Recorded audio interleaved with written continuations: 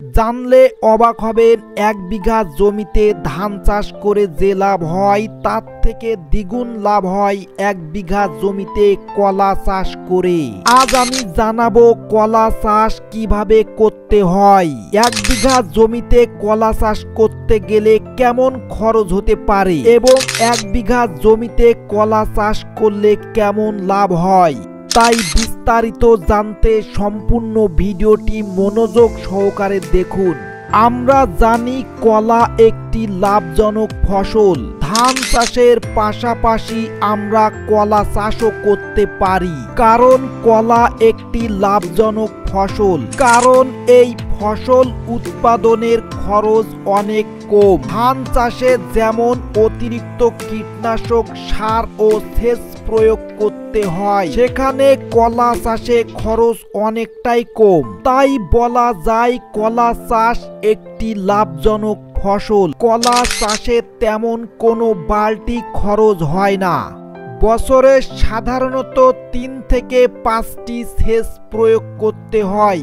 জমিতে তেমন কোনো সার প্রয়োগ করতে হয় না, তবে ফল আসার আগে গাছে সার প্রয়োগ করতে হয় অতি কম মাত্রায়, যাতে করে কলাগুলো স্বাভাবিক পুষ্ট হয়। কলাতে তেমন রোগবালাই থাকে না বিধায় কলা চাষে তেমন কীটনাশক ব্যবহার করতে হয় না।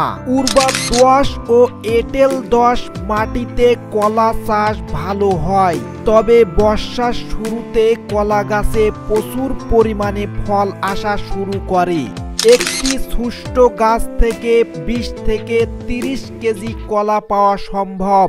তাই বলা যায় কলা চাষ একটি লাভজনক ব্যবসা। কলাতে প্রচুর পরিমাণে ক্যালোরি থাকে, যা শরীরের জন্য অনেক উপকারী। স্ক্রিনে দেখছেন অনেক কলা।